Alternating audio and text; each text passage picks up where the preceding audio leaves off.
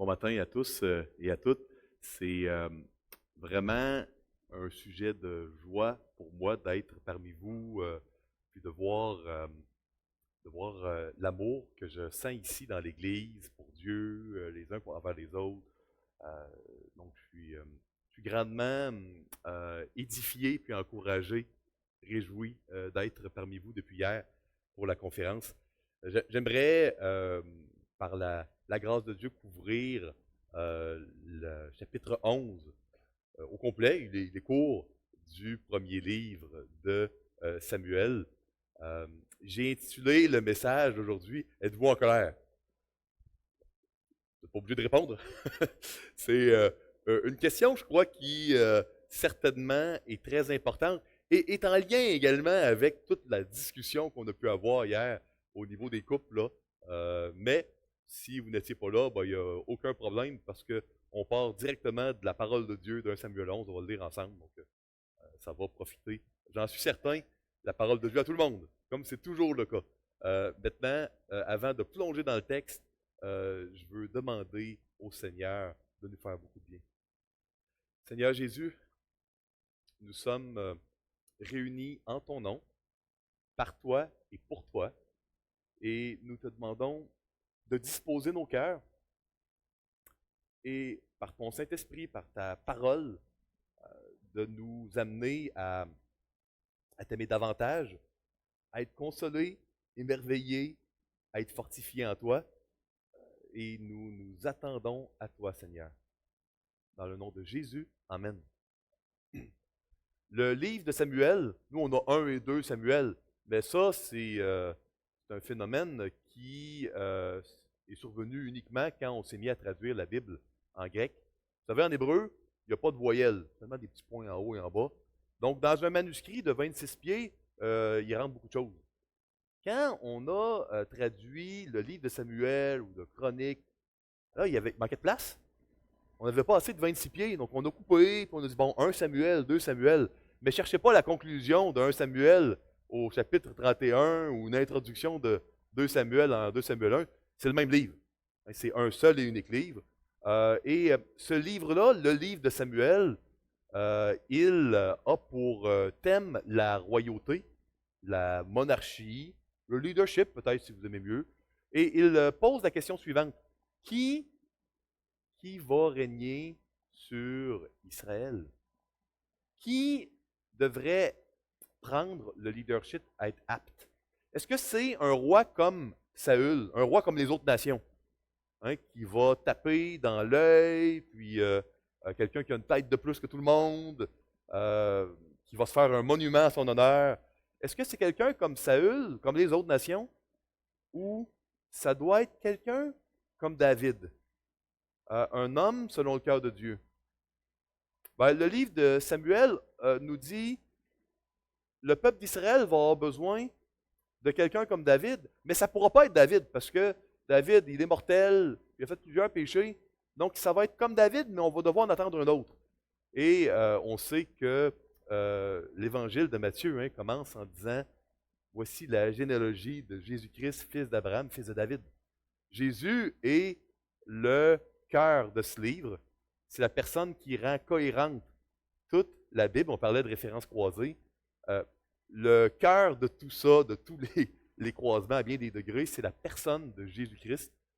Les pharisiens ne comprenaient pas ça. Puis Jésus les a repris en disant vous lisez la loi de Moïse, mais la loi de Moïse rend témoignage de moi.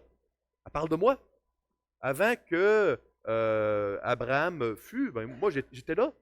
Puis Abraham, euh, j'ai connu Abraham, etc. Donc les pharisiens ne comprenaient pas ça, mais nous, on sait que Jésus est celui vers qui pointent toutes les Écritures. Donc, aujourd'hui, on va voir le début de la royauté de Saül. On va voir probablement, je vais risquer, possiblement, le seul bon coup qu'on a dans les Écritures sur Saül. Un des rares épisodes où vraiment, là, il a été exemplaire. Je me suis souvent demandé pourquoi on avait un épisode si positif de Saül, alors que dans le livre Samuel, on fait des contrastes en nous disant, faut pas, ça ne prend pas un roi comme David. Là, je me dis, OK, chapitre 11, là, c'est impeccable, franchement. Pourquoi, sous l'inspiration de Dieu, là, on a le chapitre 11 de Samuel. Puis en réfléchissant bien, puis en lisant les épîtres de Paul, je me suis rendu compte, ouais, mais souvent, Satan va mêler du bien avec du mal. Il ne nous présentera pas du mal pur, pur, pur. Il va mettre du bien un peu mélangé. Dans ses mensonges, il va mettre de la vérité aussi. Puis, qui doit régner sur nos cœurs à nous, comme Église? C'est Jésus-Christ. Puis, il va y avoir des Saül de ce monde qui vont vouloir régner sur nos cœurs. Le Dieu et le roi argent, le roi, on a parlé hier beaucoup du roi émotion, le roi moi, le roi relation, le roi sexualité. Il y a toutes sortes de rois qui vont s'offrir à vous pour régner sur vos cœurs. Puis parfois, ça va être comme le texte d'aujourd'hui, il va y avoir du bon. Il n'y aura pas juste du mauvais. Donc ça, c'est assez intéressant de voir ça. Lisons ensemble, premièrement, dans le chapitre 11, les versets 1 et 3. On voit un épisode ici historique. Hein? On a eu dans les découvertes archéologiques de Qumran des textes qui nous parlent de Nakash l'Ammonite, un roi qui a vraiment existé. D'ailleurs, à cette époque-là, dans 1 Samuel 11, il avait déjà commencé à raser des villages et à faire de la conquête du pays. On a des données extérieures à la Bible là-dessus. Donc, 1 à 3. Nakash l'Ammonite vient assiéger Yabès en Galade. Tous les habitants de Yabès dirent à Nakash, « Traite alliance avec nous, et nous te servirons. » Mais Nakash l'Ammonite leur répondit, « Je traiterai avec vous à la condition que je vous crève à tous l'œil droit, et que j'imprime ainsi un opprobre sur tout Israël. » Les anciens de Yabès lui dirent, « Accorde-nous une trêve de 7 jours, afin que nous envoyions des messagers dans tout le territoire d'Israël. Et s'il n'y a personne qui nous secourt, nous nous rendrons à toi. » Nakash, j'ai dit le serpent s'attaque aux personnes vulnérables. Je voulais faire un peu un jeu de mots parce que Nakash, en hébreu ancien, c'est le mot serpent. C'est le même mot que le serpent dans le jardin d'Éden.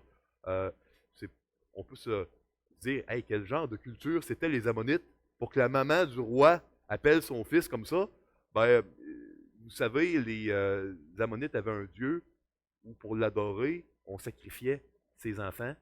C'était une société qui était cruelle envers les gens vulnérables, très cruelle envers les enfants, traitait les femmes comme des possessions, comme du matériel, parfois comme des animaux. C'était une société qui avait épuisé la patience de Dieu. Où ils ont été attaqués?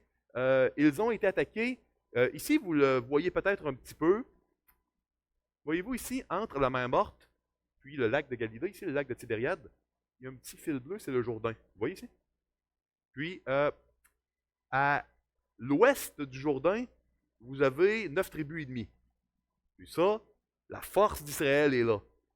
Puis vous avez 2 tribus et demie, Ruben, Gad et la moitié de la tribu de Manassé, à l'est du Jourdain. Puis les Ammonites sont où? Ben ici, ils sont là. Vous avez les Syriens, ennemis d'Israël, les Ammonites, ennemis d'Israël, puis les Moabites, ennemis d'Israël.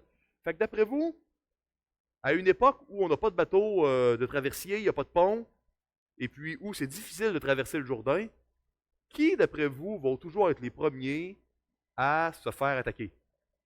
Ben, ces 2 tribus et demie-là. Parce que, donc, c'est des tribus un peu oubliées, ils sont à part, et puis c'est facile de les attaquer parce que, la plupart du temps, ça va être compliqué pour le reste d'Israël de traverser le Jourdain, de venir.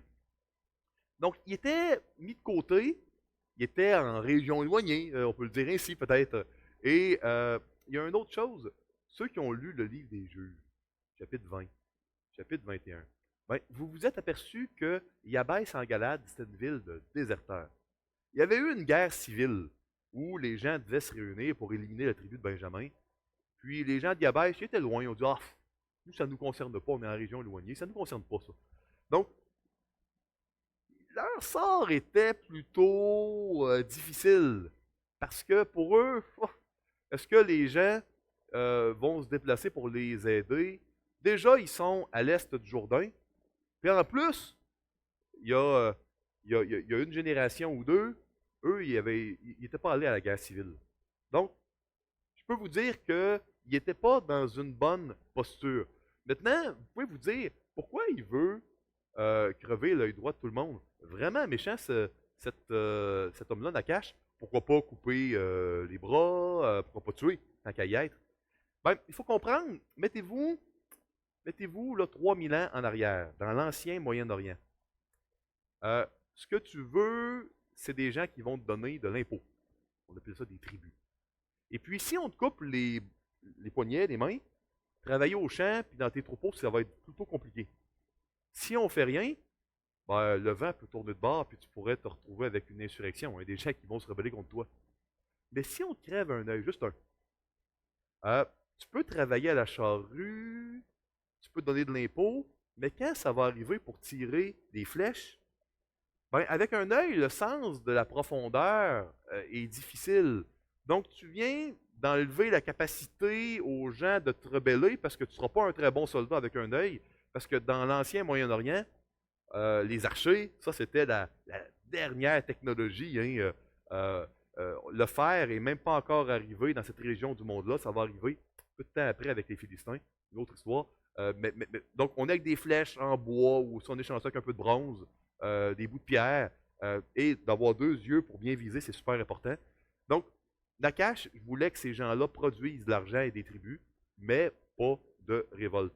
Donc, ça, c'est un peu ce qu'on voit ici dans le chapitre. Maintenant, on va voir un texte assez intéressant dans les versets 4 à 7. Peut-être que vous vous êtes déjà dit, la colère, ben, c'est pas bon. Parce que ça ne peut pas être bon, la colère. La colère, on devrait l'éliminer et puis faire un peu comme dans certaines religions orientales, chercher à ne pas avoir d'émotion. Ben, c'est pas ça que la Bible enseigne. Le message que j'ai pour vous aujourd'hui, c'est que Dieu ne veut pas enlever vos colères. Il veut transformer votre colère et la rendre bonne. Puis on va étudier un petit peu cela ce matin.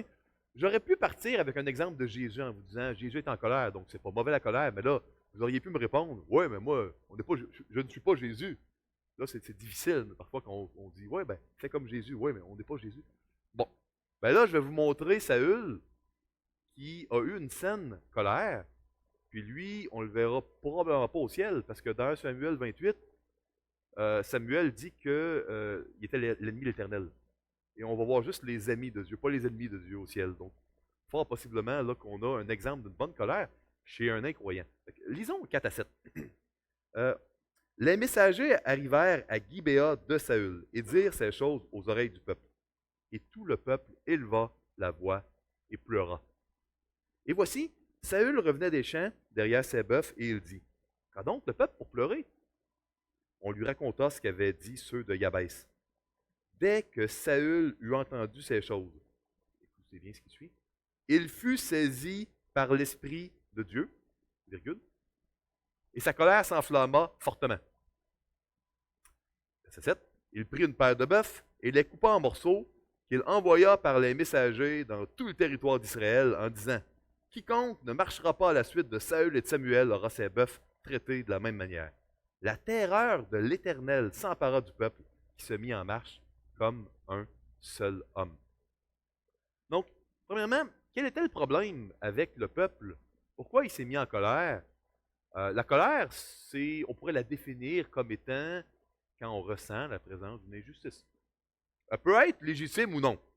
Si ce matin, peut-être vous êtes parti à l'avance, vous êtes préparé pour arriver ici à l'église, puis à mi-chemin, vous vous êtes aperçu que vous aviez oublié peut-être votre portefeuille, vous deviez, ou encore pire, vous avez oublié quelqu'un à la maison.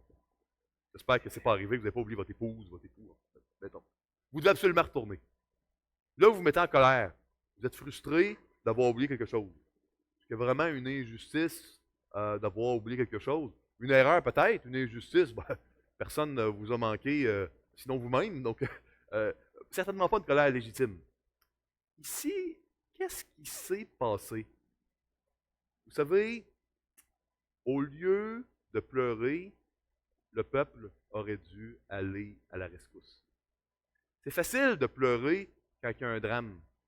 Mais si jamais, vous savez, il y avait un médecin ici dans la pièce, un urgentologue, puis il y a quelqu'un qui fait vraiment un arrêt cardiaque, puis le médecin est assis à côté, puis quand il voit ça, il se met à pleurer, mais il ne fait rien. Pas de réanimation. Diriez-vous que ses pleurs étaient appropriés? Ben non. Il peut pleurer en essayant de réanimer, mais ce serait dommage, hein? Ou si vous avez amené un épipène avec vous, là, vous voyez que l'autre personne a une réaction, puis vous avez l'épipène, mais vous pleurez. C'est dommage, hein? Donc, comprenez que quand on voit quelque chose de grave, de dangereux et qu'on a une responsabilité de Dieu d'agir, l'épipène, la réanimation, on doit le faire. Et puis, pleurer peut être parfois une manière de ne pas faire notre responsabilité. Dietrich Bonhoeffer, un théologien luthérien durant la Deuxième Guerre mondiale, pas entièrement d'accord avec toute la théologie qu'il avait, mais il a dit une chose qui est assez intéressante. Il disait, ne pas prendre position, c'est prendre position. Ne rien décider, c'est décider quelque chose.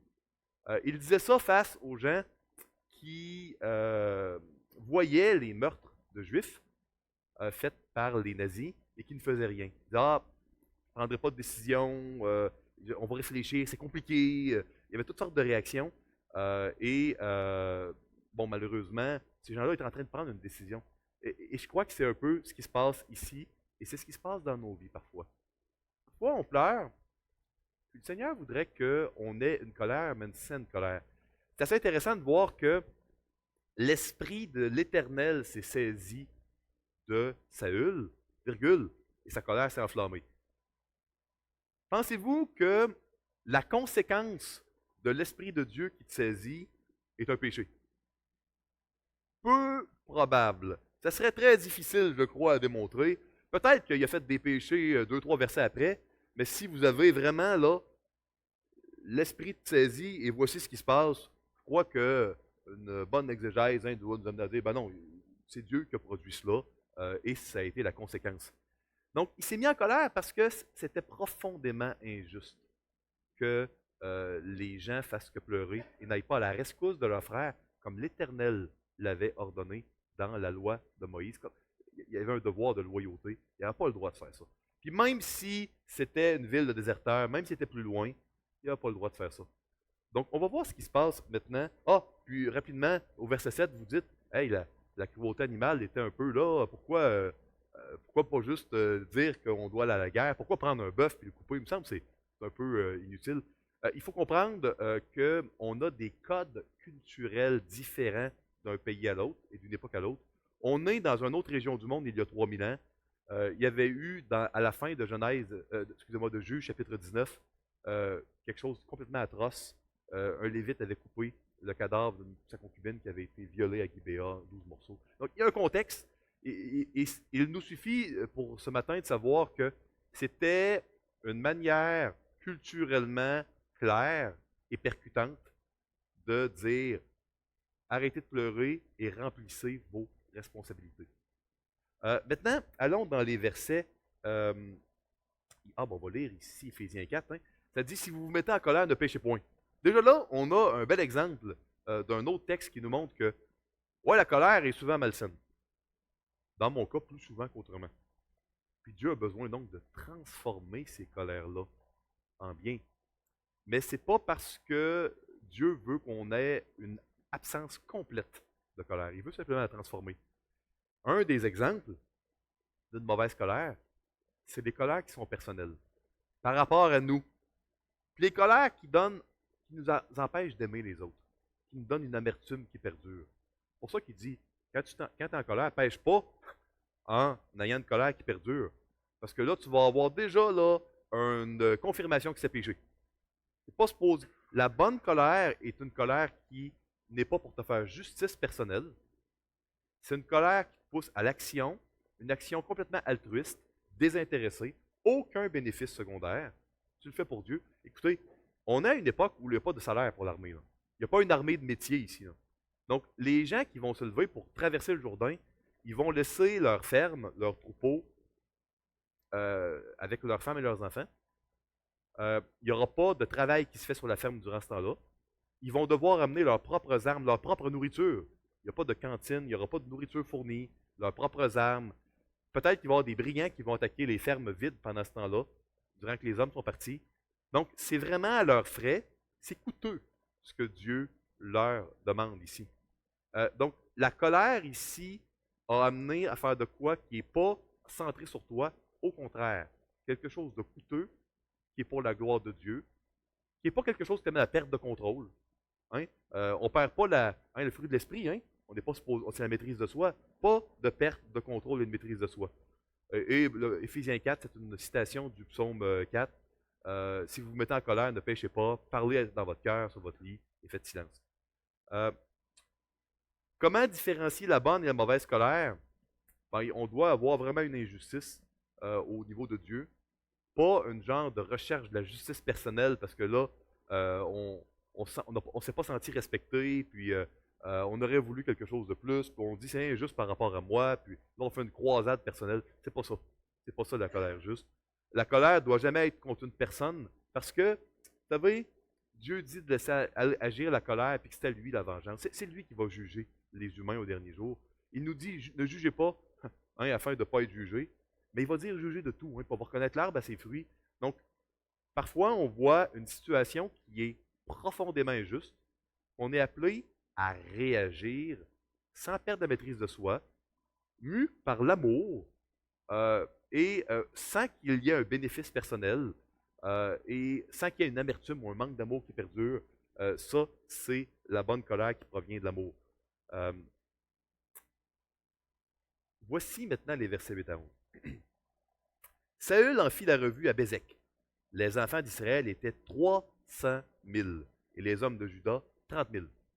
Ils dirent aux messagers qui étaient venus, vous parlerez ainsi aux habitants de Yabès en Galade. Demain, vous aurez du secours quand le soleil sera dans sa chaleur. On n'a pas de cadran et de montre. Aux alentours, hein, fin d'avant-midi, on va être là. Les messagers portèrent cette nouvelle à ceux de Yabès qui furent remplis de joie. On peut se l'imaginer. Comme la joie qu'on expérimente quand on goûte à la grâce de Dieu, où on a un secours puis une aide complètement non méritée, alors qu'on a trahi une génération avant, peut-être. Donc, c'est ça un peu. Ceux qui sont des enfants de Dieu ici, vous avez goûté à cette grâce-là. Mais ici, les gens d'Yabès l'ont goûté. Verset 10. Ils dirent aux Ammonites, demain, nous nous rendrons à vous, et vous nous traiterez comme bon vous semblera. Le lendemain, Saül divisa le peuple en 3 quarts. Ils pénétrèrent dans le camp des Ammonites à la veille du matin, et ils les battirent jusqu'à la chaleur du jour. Ceux qui échappèrent furent dispersés, et il n'en resta pas d'eux ensemble. Donc ici, on voit vraiment comment aimer, hein, aimer Dieu et aimer notre prochain, c'est le résumé, la pierre angulaire de toute la Bible. Quand dans Matthieu 22, 37-39, il y a un homme de la loi hein, qui a demandé à Jésus, c'est quoi le plus grand commandement? Il voulait le piéger, il lui a dit, aime Dieu hein, de tout ton cœur, toute ton âme, toute ta force, ta pensée. Puis voici le second commandement qui est de semblable importance. Tu vas aimer ton prochain comme toi-même, parce que si tu aimes Dieu, tu es supposé aimer les porteurs de l'image de Dieu autour de toi. Sois chrétien ou pas. Hein, parce que tous les humains portent l'image de Dieu. C'est ce qui donne la valeur à l'être humain. On est dans une culture où on croit que les êtres humains ont une valeur en eux-mêmes qui est complètement distincte et séparée de Dieu. Ben, la Bible nous dit, oui, l'être humain a une grande valeur, mais cette valeur-là provient de l'image de Dieu. Un peu comme si vous allez chez moi me rendre visite, puis moi à l'entrée, j'ai des photos de à l'entrée de la maison, des photos de mes enfants. Le papier photo ne vaut pas grand-chose, hein? Peut-être 50 sous, $1. Mais si vous prenez les photos de mes enfants, puis là vous les déchirez, mon épouse et moi, on va être un peu offensés, hein? On va dire, pourquoi vous faites ça? On peut en imprimer d'autres. On a les formats digitales, mais il y a une valeur parce qu'il y a l'image. C'est pas le papier photo, hein? C'est pas l'incapacité de la réimprimer. C'est l'image de nos enfants. On aime nos enfants ont de la valeur pour nous. Ben, C'est un peu la même chose pour Dieu. Nous, les êtres humains, on porte son image. Bien sûr, l'expression de l'image de Dieu, elle a été déchue à la chute, mais on porte quand même son image. C'est pour ça qu'on a de la valeur. Donc ça, c'est important de ne pas l'oublier. Aimer, c'est pas juste des paroles. Aimer Dieu, c'est quelque chose que Dieu veut qui se manifeste et se matérialise par des décisions concrètes. Au niveau des décisions qui sont coûteuses par moment. Des décisions où on a assumé un risque. Puis ça, c'est aimer Dieu. Lisons les versets 12 à 15. Assez intéressant ce qu'on va voir ici.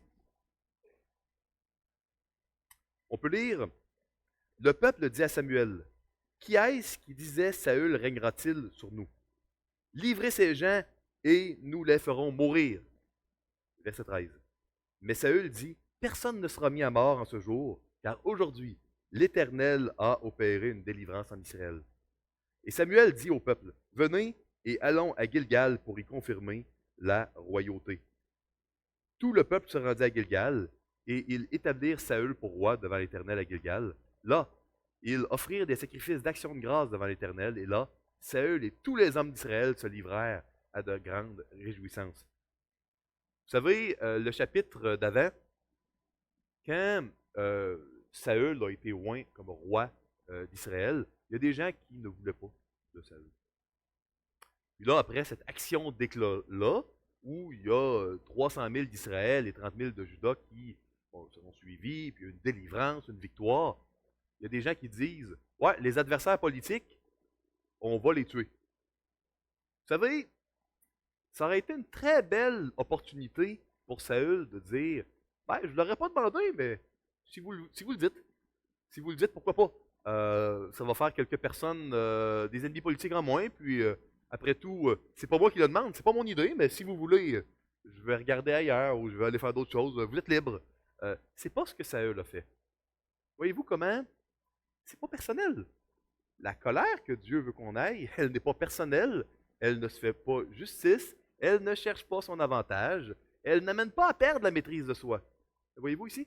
Deuxièmement, on voit un Saül plus loin qui, après une bataille, là, va vraiment vouloir se faire un monument et tirer toute la gloire. Ben, ici, ce n'est pas le cas. Il va à l'endroit où tout a commencé. Gilgal, c'est l'endroit dans Josué 5 où on a fait la première Pâque, où on s'est circoncis avant la conquête du pays promis. C'est vraiment là où la manne a arrêté d'ailleurs. C'est l'endroit où on a réitéré l'alliance avant de faire les guerres de Dieu. Donc, où on va aller fêter à un endroit qui est significatif et parlant. On va aller à Gilgal, puis on va offrir des sacrifices, actions de grâce, c'est le mot biblique pour remerciement. On va remercier Dieu. Donc, pas de monument à mon nom, pas de vengeance personnelle. On va aller à un lieu d'alliance et puis on va remercier Dieu. Un peu comme si on dit on va aller au bâtiment de l'église ici, puis on va vraiment, dans la prière et la louange, remercier Dieu. C'est un peu ça qui a été fait par Saül. Voyez-vous comment la colère n'était pas. On n'est pas dans la haine, l'aigreur, l'amertume, le personnel, les bénéfices. On est vraiment dans. Non, on va faire grâce. La colère de Dieu, elle ne juge pas les gens. Elle est mue par l'amour. Elle fait grâce. Elle garde une maîtrise de soi. Elle ne cherche pas son avantage personnel et elle est centrée sur donner toute la gloire à Dieu. Et cette colère-là, c'est ce que Dieu veut dans notre cœur. Si vous voyez peut-être au travail ou autour de vous à l'école des gens qui sont des adeptes de religion orientale, ben, ils vont vous dire il faut éliminer toute colère, puis même chercher à éliminer toute émotion. Ben, c'est pas ça que Dieu veut.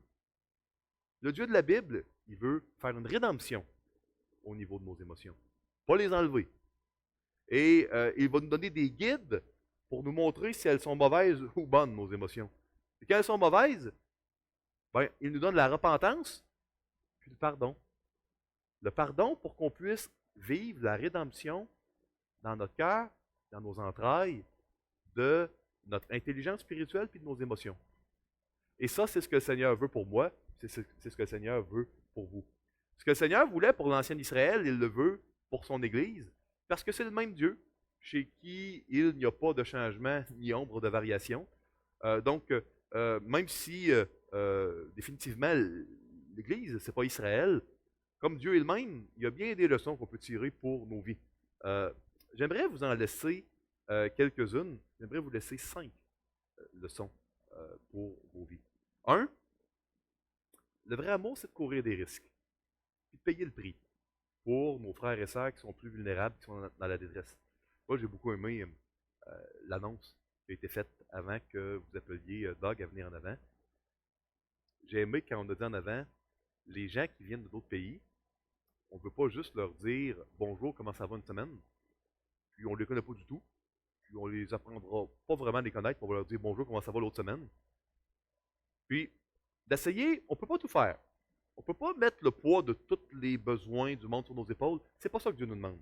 Mais de faire des efforts concrets qui coûtent quelque chose, qui coûtent du temps, qui coûtent de l'énergie, qui coûtent pour, pour Dieu, complètement dénués de bénéfices. C'est la volonté de Dieu pour ses enfants. C'est sa volonté. C'est comme ça qu'il veut qu'on mène notre vie. La bonne colère, c'est une colère contre une situation, pas contre une personne. Ne soyons pas juges de nos frères et de nos sœurs. Si la colère, il y a des mots grecs, orguet, thumos, en grec, c'est vraiment ressentir une injustice contre une situation, oui, parce que Dieu veut qu'on juge de tout, pas contre une personne, parce que Dieu ne veut pas qu'on soit les juges de nos frères et de nos sœurs. Leur action, oui, on doit avoir du discernement et de ne pas appeler le mal bien et le bien mal.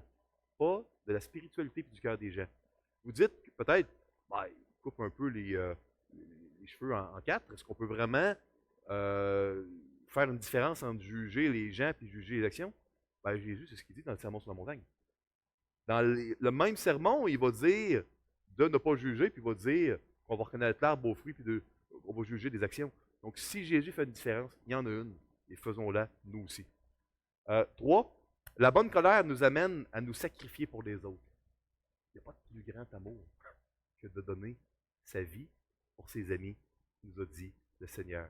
Et le Seigneur Jésus, quelqu'un a cité Jean 15 plus tôt, j'ai beaucoup apprécié, parce que dans Jean 15, le Seigneur dit à ses disciples qu'il ne nous appellera plus seulement ses esclaves, ses serviteurs et ses amis.